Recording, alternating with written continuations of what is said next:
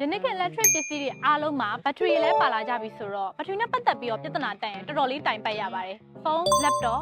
smart watch နဲ့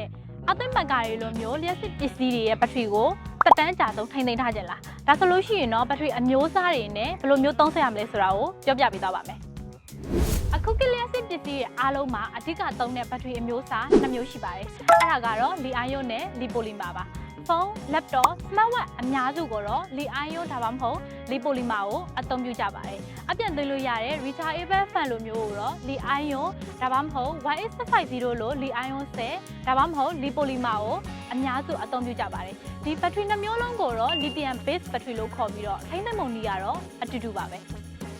ဘက်ထရီကို 100% အထိအမြဲကြိုးထိုးထားပြီးတော့မသုံးသင့်ပါဘူး။ပြီးတော့ရင် 0% ထိရအောင်လည်းလုံးဝမသုံးသင့်ပါဘူး။အကောင်းဆုံးကတော့ 20% နဲ့ 80% ကြာအသွင်းတာဘက်ထရီရဲ့ stress ကိုအနည်းဆုံးဖြစ်စေပြီးတော့ဘက်ထရီသက်တမ်းကိုလည်းအကြာကြီးထိန်းသိမ်းပေးနိုင်ပါတယ်။ဒါကတော့ဖုန်း laptop ပန်ကအားလုံးအတွက်ပါ။အပူချိန်ကဘက်ထရီရဲ့သက်တမ်းကိုအတိုဆုံးဖြစ်စေတဲ့အရာပါပဲ။ဘက်ထရီပါတဲ့ပစ္စည်းကိုအပူလွန်ကဲတဲ့နေရာအောက်မှာထားတာပြီးတော့ရင်ကားထဲမှာထားမျိုးတွေလုံးဝမလုပ်သင့်ပါဘူး။နောက်တစ်ခုကဖုန်းအသွင်းနေရင်လည်းအသုံးပြုတာကလည်းဘက်ထရီရဲ့အပူချိန်ကိုတက်စေရဖြစ်လို့ရှောင်ကျဉ်သင့်ပါတယ်။ဘက်ထရီစမ်းဆောင်ရေးမကျစေဖို့နဲ့ဘေးကနေကင်းရှင်းဖို့အတွက် original charger နဲ့ရည်သွေးမြင့်တဲ့ charger အစစ်တွေကိုသာအသုံးပြုသင့်ပါတယ်။ဈေးပေါပြီးတော့ရည်သွေးနှိမ့်တဲ့ charger တွေကဘက်ထရီသက်တမ်းကိုတိုးစေပြီးတော့ညံ့ညံ့ပျက်စီးစေလို့ပါ။သိရ electronic ပစ္စည်းတွေဥပမာ laptop တို့ပန်ကာတို့အချိန်ကြာကြီးအသုံးမပြုဖြစ်တော့ဆိုရင်တော့အားပြည့်သွင်းထားတာမျိုးတွေအားလုံးကကုန်ခန်းတဲ့အဖြစ်မျိုးတွေနဲ့မသိမ်းထားသင့်ပါဘူး။ကြာရှည်အသုံးမပြုဘဲနဲ့အားပြည့်သွင်းထားမယ်ဆိုရင်တော့ဘက်ထရီထဲမှာ chemical stress တွေများပြီးတော့အပူနဲ့ထိတွေ့တဲ့အခါအရေးပျော်ပြီးပျက်စီးလွယ်တတ်ပါတယ်။ဘက်ထရီအား 40% ကနေ